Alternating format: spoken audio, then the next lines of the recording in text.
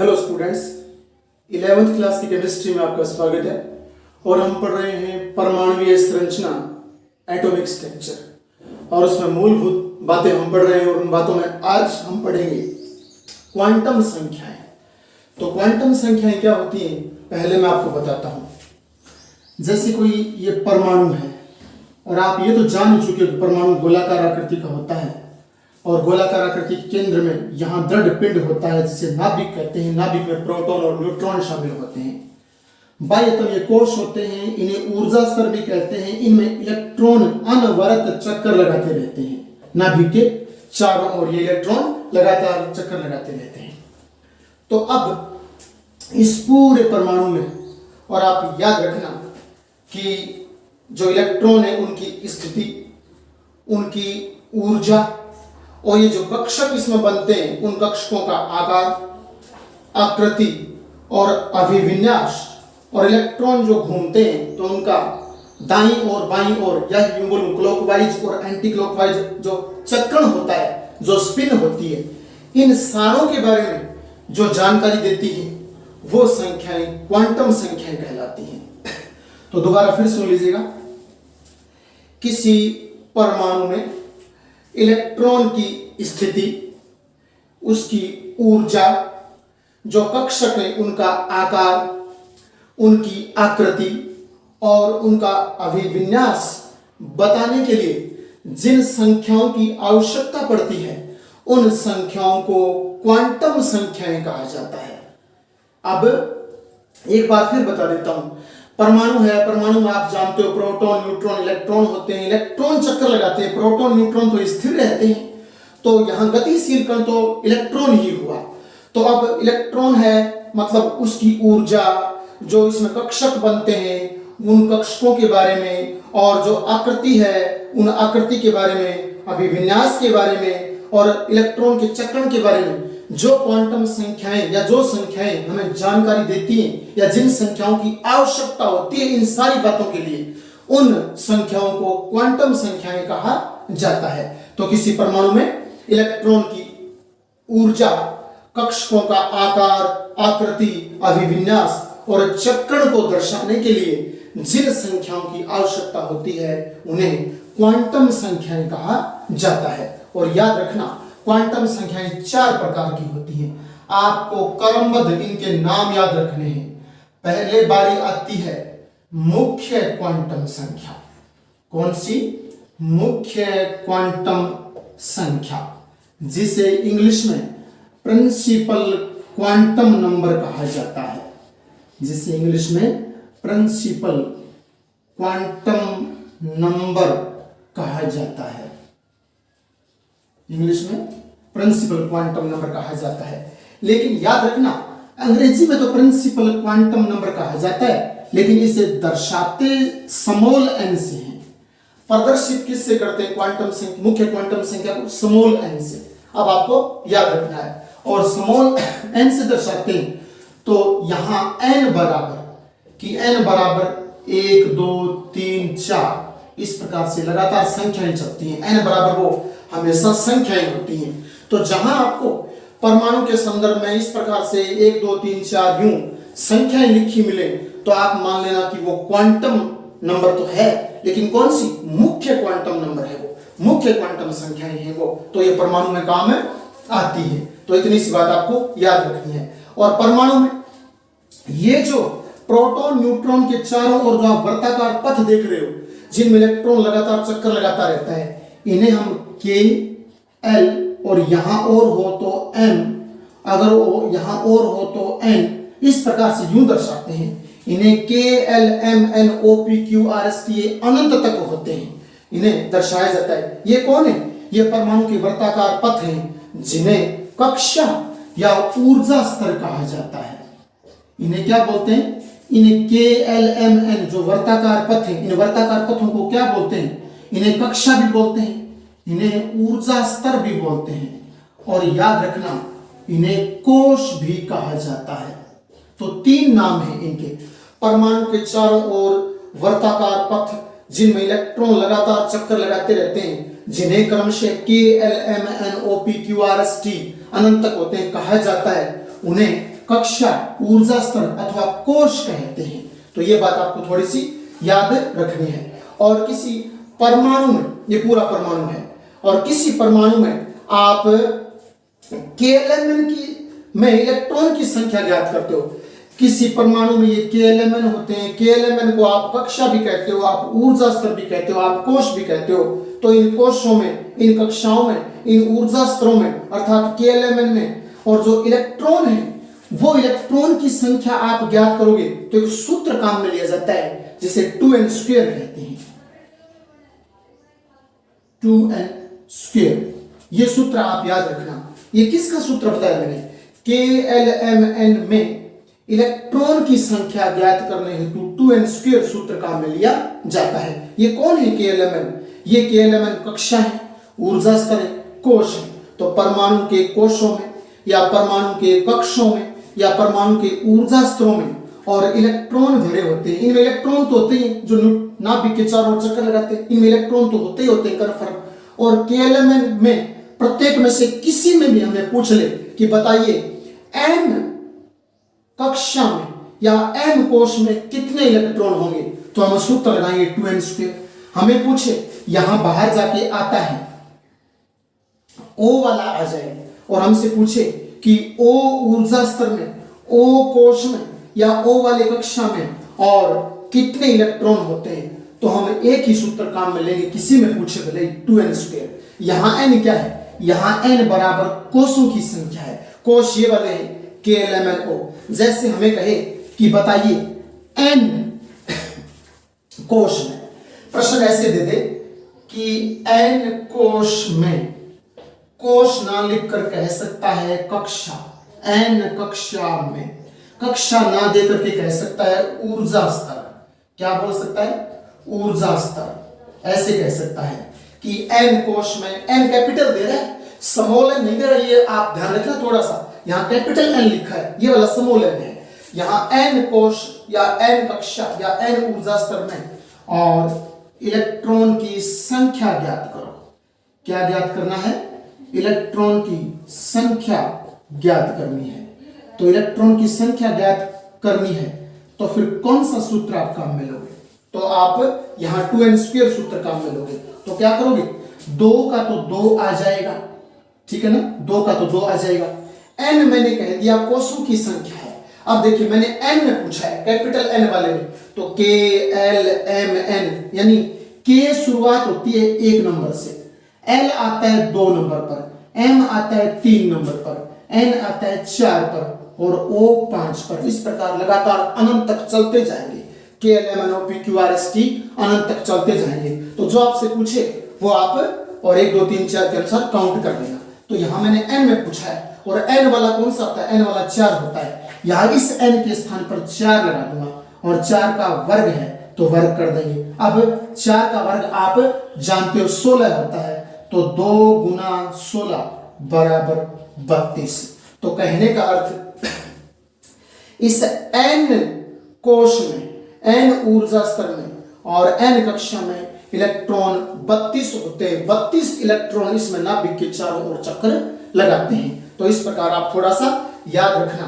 और फिर एक बात याद रखना, ये जो KLMN है, अभी तो मैंने ये बताया कि इन KLMNO यानी ये कोश है, इन कोश में इलेक्ट्रॉन ज्ञात करना तो आप 2n² सूत्र लगा लेना। लेकिन इन कोश में याद रखना आपके कक्षक भी उपस्थित होते हैं। कक्षक वो वाले SPDF, इन्हें कक्षक बोलते हैं। इन KLMN में ये कक्षक भी उपस्थित होते हैं। SPDF, S हमेशा नाभिक की तरफ होता है, बाद में P आता है, फिर D आता है, फिर F आता है, इस प्रकार से। तो SPDF इन्हें बोलते हैं कक्षक। SPDF को क्या बोलते हैं? कक्षक बोलते हैं। आप याद रखना। तो SPDF है ना, वो सारे के सारे KLMNO में उपस्थित होते हैं। तो अगर हमसे ये पूछे कि कोश में या कक्षा में या ऊर्जा स्तर में, ठीक है ना, और कक्षक ज्ञात करने का सूत्र लिखिए, तो फिर आप ध्यान देना n² होगा, स्मॉल n² होगा, ठीक है ना। KLMNO में अगर हमें कक्षकों की संख्या पूछी जाए तो कक्षकों की संख्या के लिए आपको n² करना होगा। कहने का अर्थ पहला ये वाला K है, इसमें पूछे बताइए K कोश में या k ऊर्जा स्तर में अर्थात 1 नंबर वाले में और कितने कक्षक होंगे, तो मैं यहाँ इस n के स्थान पर 1 का स्क्वायर कर दूंगा और आप जानते हो 1 का स्क्वायर 1 ही होता है। तो यहाँ पहले k वाले कोश में केवल 1 कक्षक होगा, केवल 1 कक्षक होगा। और अगर हमसे दूसरे में पूछे तो यहाँ मैं n के स्थान पर 2 कर दूंगा। दूसरे का अर्थ है l, कि l कक्षा में, l कोश में और कितने कक्षक होते हैं, कितने एसपीडीएफ होते हैं, कितने कक्षक होते हैं, तो मैं यहाँ 2 कर दूंगा और 2 का वर्ग आप जानते हो 4 होता है। तो फिर दूसरे वाले में, और आप याद रखना 4 कक्षक उपस्थित होते हैं दूसरे वाले अर्थात एल कोश में 4 कक्षक उपस्थित होते हैं। तो ये सामान्य सी बातें आपको याद रखनी है। और एक कॉम्पिटिटिव एग्जाम में, जेट वाले एग्जाम में एक प्रश्न पूछा गया था कि मुख्य क्वांटम संख्या, यानी मुख्य क्वांटम संख्या अर्थात n, और जिसके बारे में बताती है वह है। तो नीचे ऑप्शन दिए गए थे, तो थोड़ी सी बातें मैं एक साथ इकट्ठे बता देता हूं आपको कि मुख्य क्वांटम संख्या है वो परमाणु के कौन से भाग के बारे में बताती है। तो आप याद रखना मुख्य क्वांटम संख्या है वो मुख्य कोश, मुख्य क्वांटम संख्या किसके बारे में बताती है, KLMNO मुख्य कोश है, इनके बारे में बताती है। तो मैं लिखूंगा कि क्वांटम संख्या मुख्य कोश के बारे में बताती है। आप कहोगे मुख्य कोश कौन से हैं जी, ये रहे KLMNO मुख्य कोश है। मैं लिख देता हूं KLMN, ये मुख्य कोश है और अनंत तक चलते रहो, डैश डैश लगा दिया मैंने, ठीक है ना। तो मुख्य कोश है ना KLMN, इनके बारे में कौन जानकारी देती है, मुख्य क्वांटम संख्या जानकारी देती है। इसके अलावा ऊर्जा स्तर, इन्हें तो बोलते हैं, इन्हें बोलते हैं ऊर्जा स्तर। अगर प्रश्न पलट के पूछ ले आपसे कि परमाणु में ऊर्जा स्तर के बारे में कौन सी क्वांटम संख्या जानकारी देती है, तो मुख्य कोश को तो ऊर्जा स्तर बोलते हैं, तो फिर मुख्य क्वांटम संख्या इसके बारे में जानकारी देगी। तो मुख्य कोश बोलूं या ऊर्जा स्तर बोलूं, ठीक है ना, या कक्षा बोलूं, इन सारों के बारे में जानकारी मुख्य क्वांटम संख्या ही देती है। फिर उसके बाद एक और याद रखना, कक्षक के आकार के बारे में, यह बात इंपॉर्टेंट है, कक्षक के आकार के बारे में, ठीक है ना। ऊपर ध्यान देना, ऊपर तो मैंने लिखा कक्षा या कोश या ऊर्जा स्तर वो अलग है और यहाँ कक्षक अलग है। कक्षक तो एसपीडीएफ होते हैं, उनके आकार के बारे में, कक्षक एसपीडीएफ होते हैं, कक्षक एसपीडीएफ, एस याद रखना 1 डिब्बे वाला होता है, ठीक है ना। और आपके पी है वो 3 डिब्बों वाला होता है, डी है वो 5 डिब्बों वाला होता है और एफ है वो 7 डिब्बों वाला, 7 बॉक्स वाला होता है। तो उनके जो आकार है उनके बारे में जानकारी देती है। और इसके अलावा ऊर्जा के बारे में, कक्षक की ऊर्जा के बारे में जानकारी देती है, कक्षक के आकार के बारे में जानकारी देती है, कक्षक के ऊर्जा के बारे में जानकारी देती है और मुख्य कोश के बारे में जानकारी देती है। तो याद रखना मुख्य क्वांटम संख्या, परमाणु के मुख्य कोश जिन्हें आप KLMNO कहते हो उनके बारे में जानकारी देती है, कक्षक के बारे में जानकारी देती है, कक्षक की ऊर्जा के बारे में जानकारी देती है। इतनी सी सामान्य बातें आपको याद रखनी है। और एक और याद रखना, मुख्य क्वांटम संख्या की खोज बोर ने की थी, जिसे सामान्यतः निल्स बोर कहते हैं, लेकिन बोर ही लिख देते हैं, कोई दिक्कत नहीं, सही है। बोर कहो या बोहर कहो, और पूरा नाम तो निल्स बोहर था, निल्स बोहर, लेकिन आप बोल देना बोर।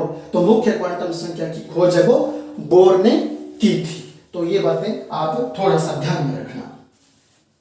द्विगंशीय क्वांटम संख्या जो 2 नंबर पर आती है, पहले तो हमने पढ़ा मुख्य क्वांटम संख्या जो 1 नंबर पर आती है, और अब है द्विगंशीय क्वांटम संख्या, अंग्रेजी में कहते हैं लैजिमुथ क्वांटम नंबर, और इसे स्मॉल l से दर्शाया जाता है। यह आपको ध्यान में रखना है कि द्विगंशीय क्वांटम संख्या स्मॉल l से प्रदर्शित की जाती है।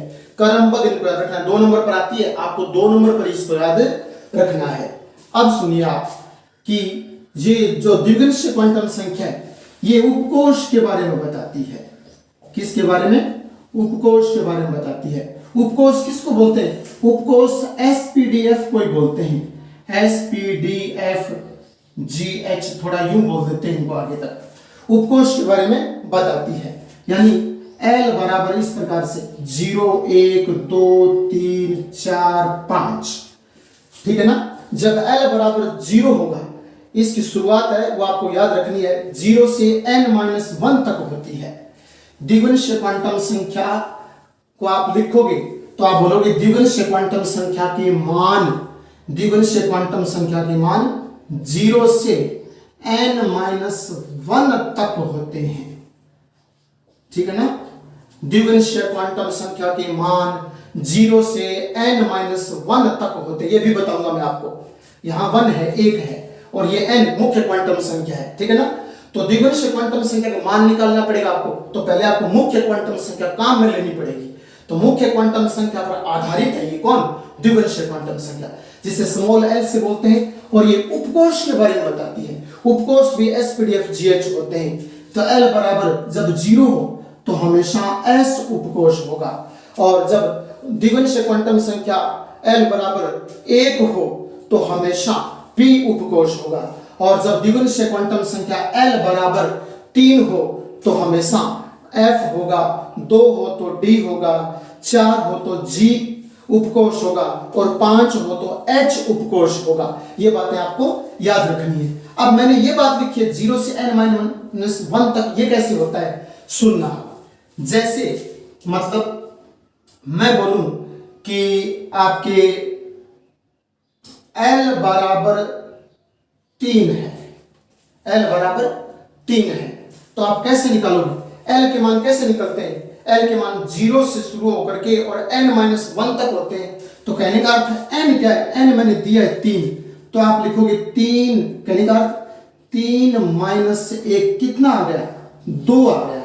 ठीक है ना, 2 आ गया।